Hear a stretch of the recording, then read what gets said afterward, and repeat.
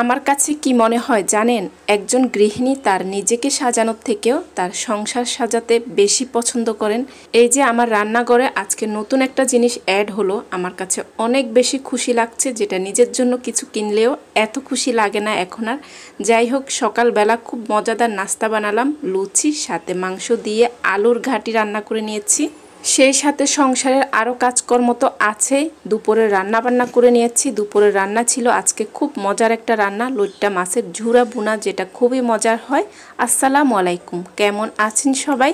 এই যে দেখুন, সকালে উঠেই প্রেসার কুকারে আলু সেদ্ধ করে নিয়েছি। সেদ্ধ আলুগুলাকে গরম অবস্থায় এরকম ম্যাশ করে নিয়ে কিছুটা পানি মিশিয়ে এখন এক সাইডে রেখে দিচ্ছি। পাশের চুলায় কিন্তু প্রেসার কুকারে মাংস বসিয়ে দিয়েছি। আর এখানে এখন আমি লুচির খামিরটা করে নেব। পরিমাণ মতো আটা নিয়েছি, এখন আটার মধ্যে পরিমাণ মতো লবণ দিয়ে দিচ্ছি, 1 টেবিল চামচ পরিমাণ তেল দিয়ে দিচ্ছি। তেল আর শুকনো আটা ভালো করে মিশিয়ে নিচ্ছি। এখন নর্মাল পানি দিয়ে একটা খামির করে কিছুক্ষণের জন্য রেস্টে রেখে দিব। খামিরটা রেস্টে থাক। এখানে আমি সব মশলা কষিয়ে নিয়েছি, মানে আদা, রসুন, হলুদ, মরিচ, জিরার গুঁড়া, পেঁয়াজ বাটা দিয়ে ভালো করে কষিয়ে নিয়ে সেদ্ধ করা আলু দিয়েছি। আলু দিয়েও ভালো করে কষিয়ে নিয়েছি। এখন প্রেসার কুকারে রান্না করা মাংস দিয়ে দিচ্ছি। মাংস দিয়ে এভাবে আলুর ঘাটি বা আলুর ঝোল রান্না করলে অনেক বেশি মজার হয়, যেটা রুটি, পরোটা অথবা লুচি দিয়ে খেতে ভালো লাগে। এখন কয়েকটা কাঁচামরিচ দিয়ে কিছুক্ষণ রান্না করে নিলেই রান্নাটা হয়ে যাবে।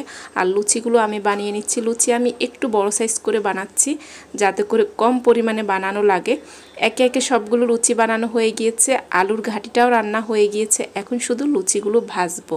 আপনারা যারা এ পর্যন্ত দেখছেন কিন্তু লাইক দিতে ভুলে গিয়েছেন, প্লিজ মনে করে একটা লাইক দিবেন।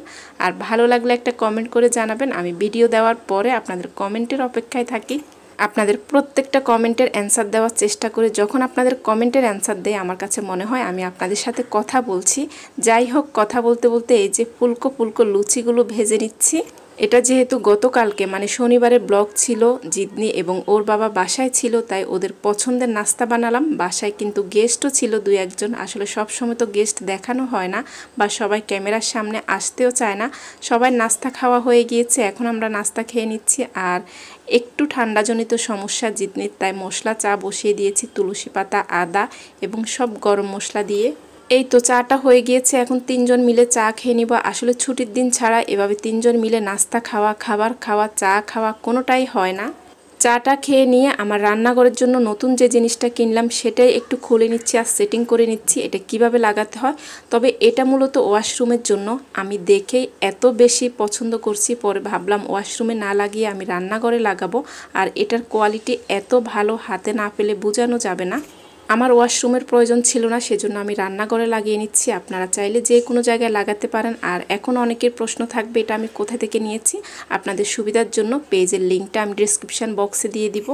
ছোট্ট হলেও জিনিসটা কিন্তু অনেক কাজের। আমি উপরে কয়েকটা কাঁচের জার রেখে দিয়েছি, অনেক ভারী জিনিসও কিন্তু রাখা যাবে। আর নিচে কিছু জিনিস এভাবে ঝুলিয়ে রাখা যাবে। এটা মূলত ওয়াশরুমে ক্লিপ, ব্যান্ড বা তাওয়াল ঝুলিয়ে রাখার জন্য জায়গাটা। আমি যেহেতু রান্নাঘরে রেখেছি আমি এভাবে সাজিয়ে নিয়েছি। আর এই র্যাকটা লাগাতে কিন্তু কোনো রকম ওয়াল ছিদ্র করার প্রয়োজন নেই। আর ভারী জিনিস রাখলেও খুলে পড়ে যাওয়ার কোনো সম্ভাবনা নেই, খুবই কোয়ালিটি ভালো।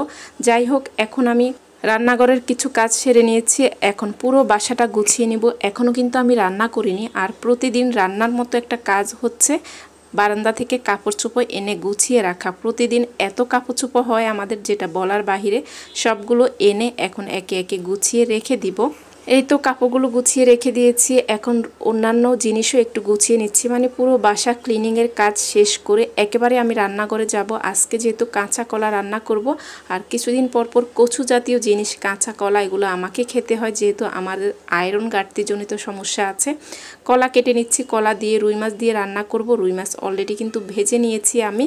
রান্না শুরু করার আগে ওই যে সকালে লুচি ভাজা তেল বা মাছ ভাজা তেল, এগুলো একটু সেকে নিচ্ছি। এই অয়েল জার হওয়াতে অনেক সুবিধা, একসাথে তেলটা ক্লিন হয়ে যায় আর ওই তেল আবার ব্যবহার করা যায়।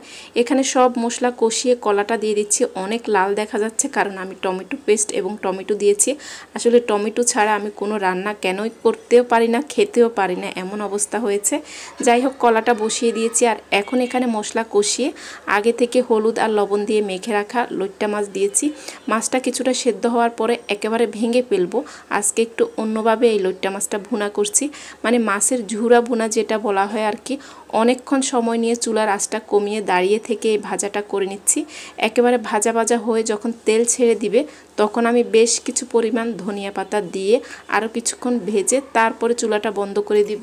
মাছের এই ঝুরা ভাজাটা এত বেশি মজার হয়, যারা খেয়েছেন তারা বলতে পারবেন। আর এই তো কলাটা সেদ্ধ হয়ে গিয়েছে, ভাজা মাছ আর কাঁচামরিচ দিয়ে আরও কিছুক্ষণ রান্না করে নিব। এদিক দিয়ে মাছ ভাজাটা আমি একটা প্লেটে তুলে নিচ্ছি। দেখুন দেখতে কতটা লোভনীয় হয়েছে, খেতে কিন্তু তার থেকেও বেশি মজা হয়েছে। যারা এখনও এভাবে খাননি অবশ্যই একবার হলেও ট্রাই করবেন। আর এই যে কলা রান্নাটা হয়ে গিয়েছে, আজকে রান্না করতে করতে এখান থেকে বিদায় নিচ্ছি। সবাই ভালো থাকবেন, আল্লাহ হাফেজ।